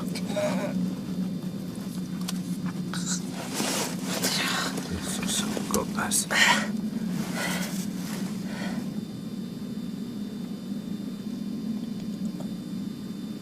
Vamos a ver. A ver si puedo levantarlo.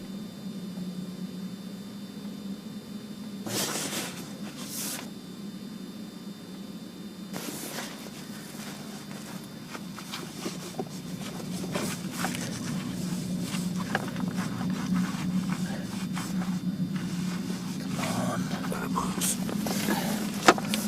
Probaré otra vez.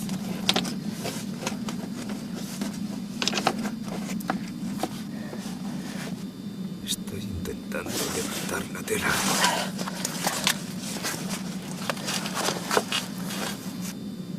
Oh, acabo de verlo. Sí, veo los dientes. Joder. Joder, madre mía. Madre mía, qué miedo. Eso es la boca, los ojos y la nariz. Madre mía, qué miedo. Es horrible. Está sobre una especie de plataforma.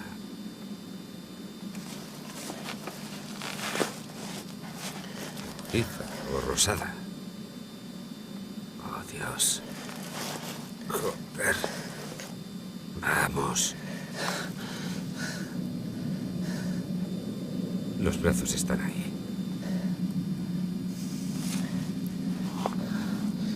Parece parcialmente momificada. Yo diría que aún tiene restos de piel.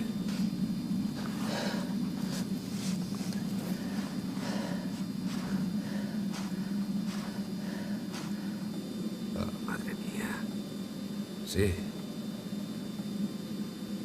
Esos son las manos, los dedos. No hay duda. Eso son los dedos. Y parece que estén cruzados, como el altar. María Magdalena. Podría ser María Magdalena. Joder, sí, eso es. Los otros dedos son distintos. Están entrelazados. Dios. No hay duda de que son dedos. Joder.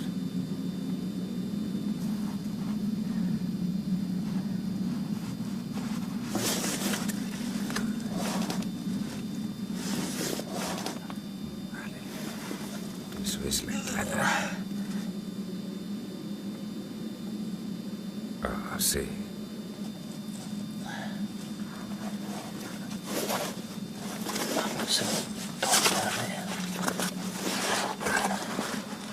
Eso es una especie de viga de madera.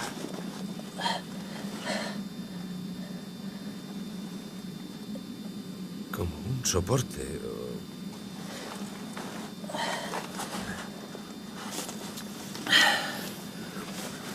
Bueno, ya está. Gracias por todo.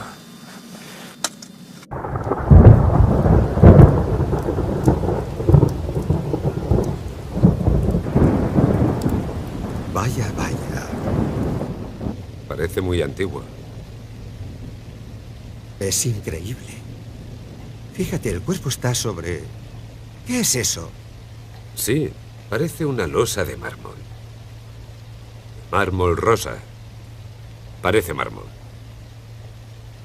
Exacto. Está sobre un mármol como una base. Sí. Mira eso. ¿Podemos sacar todo esto? No, no se puede. No hay forma de entrar. ¿No puede sacarse por donde ha entrado la cámara? No, el agujero es muy pequeño. ¿De qué tamaño es? No lo sé. Así. Poco más grande que el monitor. ¿Una cosa así? Exacto, lo justo para que entre la cámara.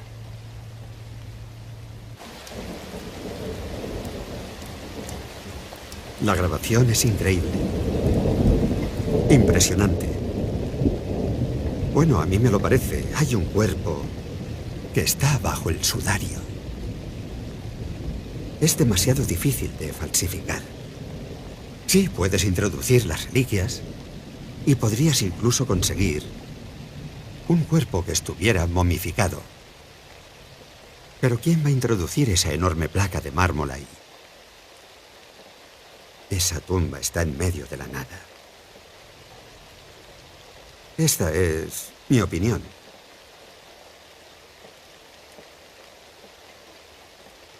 Sé que los críticos van a decir que esto es absurdo, pero es real. Esto es real. Existe. Está allí. ¿Nos están guiando?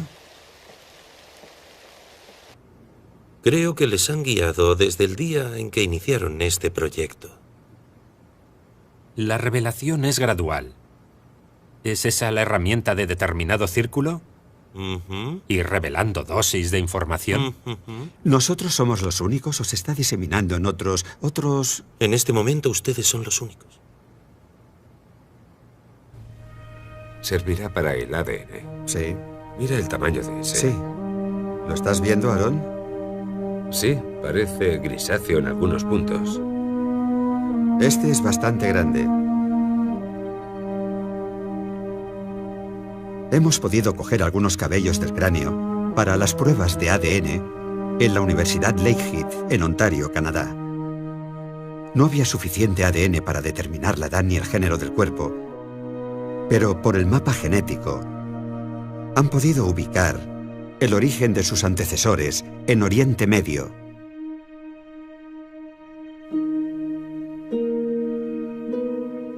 ¿Quién crees que es? Parece una mujer, por la forma de la cara. Yo creo que puede ser María Magdalena, sobre todo por los dedos. ¿Sigues queriendo hacerlo público? ¿Quieres seguir adelante? Necesito hacerlo público. Creo que eso será mi escudo de protección.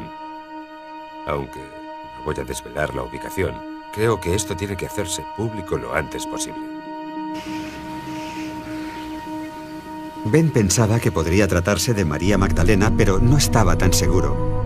Aunque se tratara de un caballero templario o de un miembro del linaje, seguiría siendo un gran descubrimiento. Con la última grabación y la prueba de ADN, Ben y yo nos pusimos en camino para pedir la opinión de los expertos. La primera parada fue Cardiff, Gales, donde residía un hombre que llevaba 30 años investigando el misterio.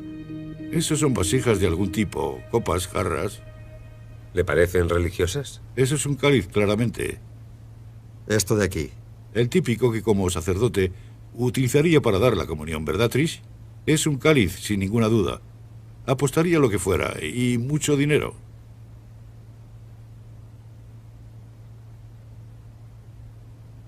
El reverendo Lionel Fanthorpe es un sacerdote anglicano fascinado por la historia del linaje y sus implicaciones.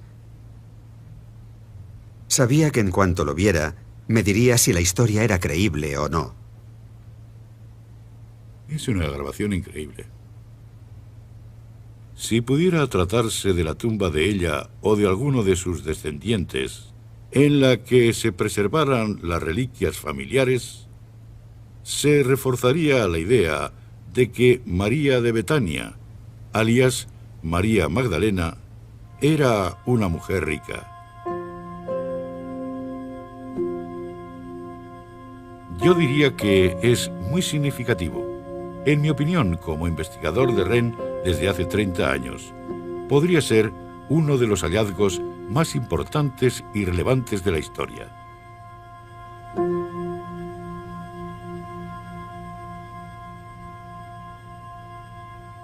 Por cómo está el cuerpo bajo el sudario, no se trata de un sepulcro común.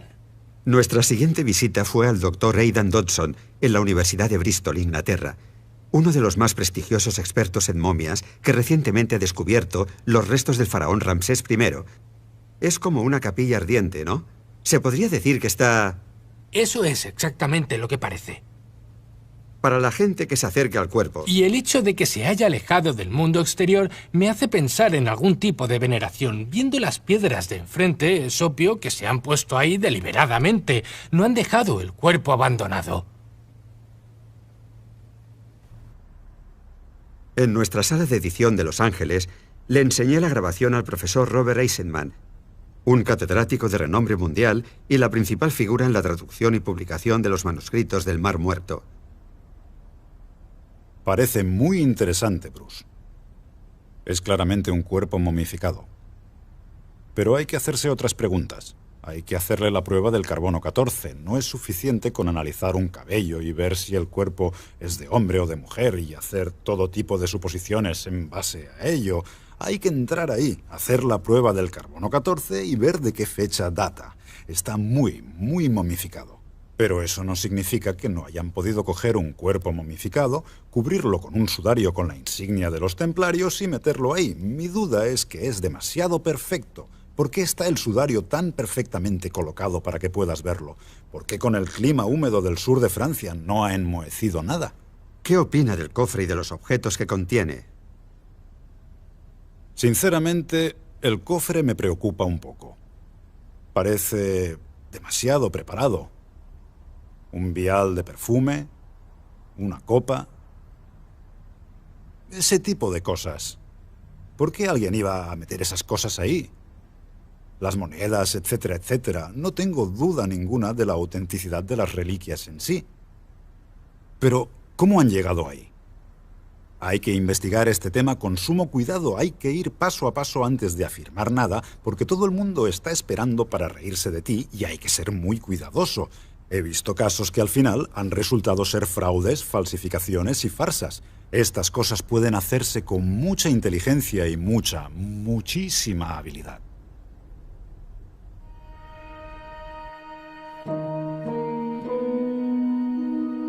Sabía que el mundo académico iba a mostrarse muy escéptico con los hallazgos de Ben.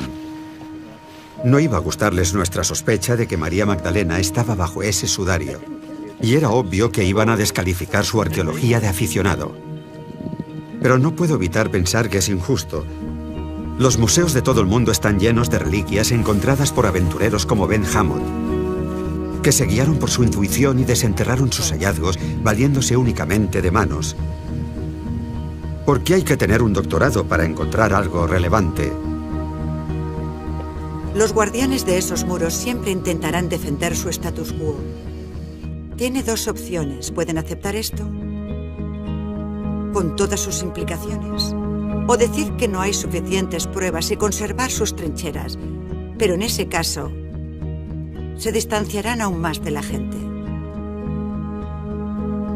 ¿Alguna vez alguien le ha llamado mala cristiana y cómo reaccionaría a eso? La gente. Me apena pensar que la gente crea que mi intención es atacar a la Iglesia cuando en realidad les estoy brindando un presente. Solo tienen que aceptarlo. El regalo de reunir el masculino y el femenino desde el corazón de la historia. Una vez pregunté a un grupo, ¿y si este hubiera sido nuestro modelo en el cristianismo? Y una mujer de nacionalidad polaca movió la cabeza y dijo, no se habría producido el Holocausto. Si hubiéramos tenido este modelo, nuestra historia habría sido totalmente distinta. Esta historia podría suponer la renovación del cristianismo. ¿Y si el segundo advenimiento fuera nuestra visión renovada de quién fue Jesús en realidad? Ahora podemos verlo de la mano de su pareja, como en esta vidriera.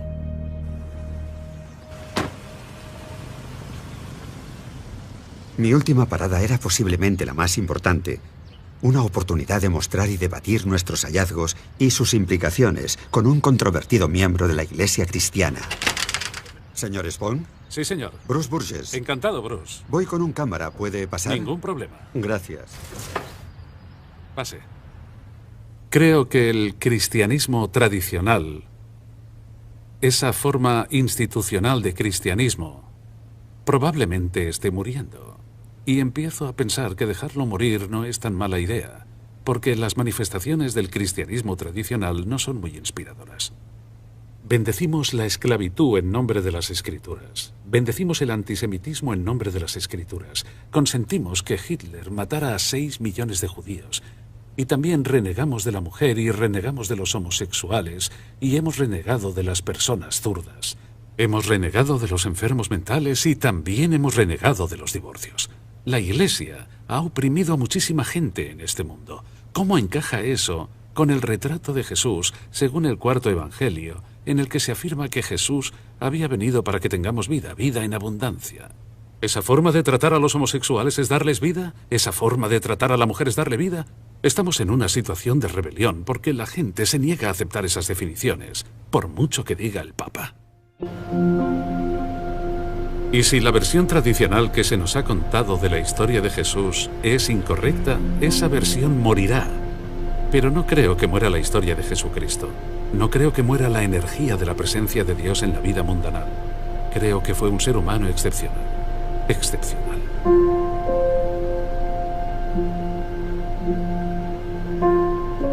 Ha sido un viaje increíble. Y creo que todos nuestros hallazgos son solo el principio. Pero estoy convencido de que Jesús y María Magdalena estaban casados. También creo que tuvieron hijos. Y pienso que María y los niños huyeron al sur de Francia, donde estoy convencido de que están enterrados. La copa y el tarro son reliquias auténticas de Jerusalén del siglo I. La tumba existe. Y sabemos que el cuerpo tiene un perfil de ADN originario de Oriente Medio. Y por supuesto, lo que hay tras esa entrada sellada podría ser el mayor descubrimiento de la historia. Puede que el tesoro se robara en Jerusalén, pero no sabremos más hasta que se haga una excavación. Hemos hecho cuanto estaba en nuestras manos, pero reconozco que creo que es posible que esos hallazgos, sobre todo el cofre, y puede que incluso la tumba, se colocaran allí para que Ben y los demás los encontráramos. Lo cual no significa que sean falsos, solo implicaría que alguien con un claro guión quiere que ese material salga a la luz. ¿Pero quién? Creo que el jurado sigue siendo el Priorato de Sion. Puede que la organización sea real o simplemente la fachada de otra cosa. Pero Nicholas Haywood me dijo algo que me ha tenido pensando por más de un año. ¿Tiene infiltrados en Roma? Sí. ¿Son miembros del Priorato? Sí. ¿El Vaticano los conoce? Sí. ¿Y por qué no los expulsan? Hay gente a la que no se puede eliminar.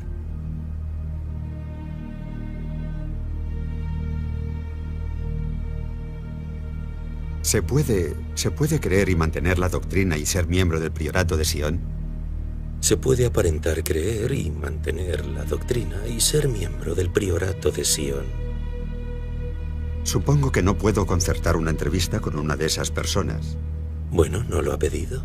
¿Puede concertar una entrevista? Haré lo que pueda. Es posible que haya un pequeño círculo en el corazón del Vaticano que siempre haya sabido lo del matrimonio, los hijos, el linaje, y aún así mantenga la doctrina.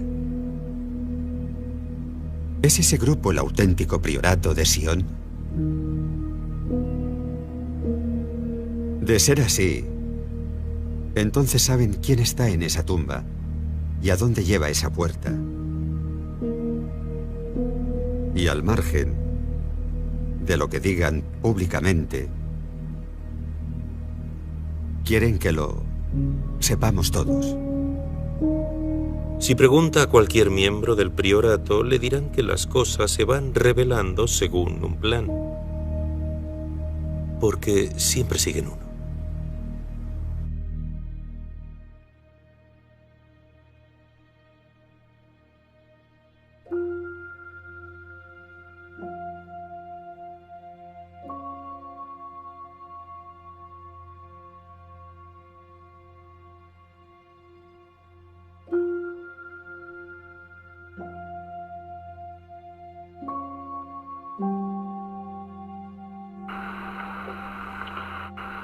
Me gustaría sugerirle, y digamos que solo estoy pensando en voz alta,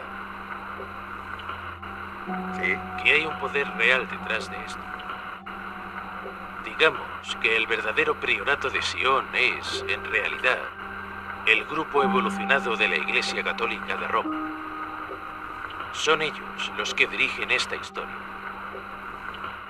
Siempre ha habido personas como yo en las altas esferas de la Iglesia de Roma. Tu verdad es tu peor enemiga. Sí. El hecho de que Jesús tuviera hijos, de que no se produjera su resurrección. Sí, la verdad es distinta. Pero no hay razón para revelar la verdad hasta que la gente esté preparada.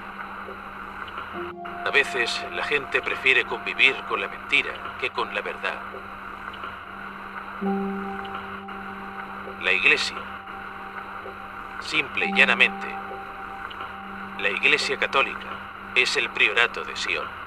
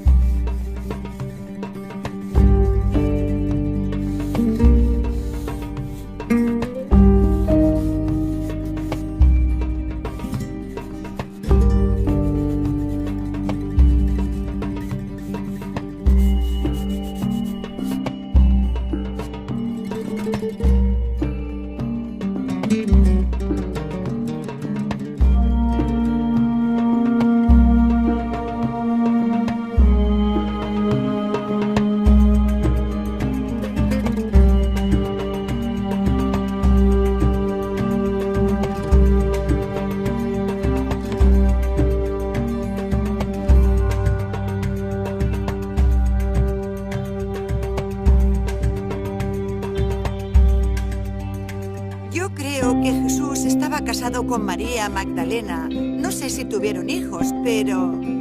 Yo creo que Jesús era un hombre y como tal pudo enamorarse de ella, así que sí me parece una posibilidad. Si estaba casado con ella, habría que preguntarse si todo lo que hemos creído hasta ahora era cierto o era una farsa. Los evangelios se escribieron siglos después. Los evangelios no son historia auténtica. Yo creo que sería algo positivo, porque acercaría al mundo actual todo el concepto de Jesús y la religión. Lo haría mucho más accesible a todas las personas. Si algún día se demostrara, no me sorprendería nada. Es una posibilidad que contemplo y con la que podría convivir. Yo vería bien que hubiera estado casado porque vino a transmitir amor. Y si se enamoró de una persona y estuvieron juntos y se quisieron, lo veo bien. Amar a alguien no es ninguna cosa mala. ¿Casado? ¿Jesús casado? Ni de coña. No me lo creo. Eso es imposible. Un disparate. Si fuera cierto, seguramente lo pondría en la Biblia. ¿Tú qué crees? Imposible. ¿Qué va? Tendría un impacto enorme en el mundo. Creo que mucha gente religiosa empezaría a plantearse lo que dice la Biblia y su forma de pensar. Yo creo que generaría mucha controversia, pero yo diría que básicamente la verdad es la que es y la gente debería intentar averiguarla, al margen de lo que les gustaría pensar. Si Jesús y María estuvieron casados, se desmontaría el concepto de sexo tradicional según la Iglesia Católica. Habría que reescribir la historia.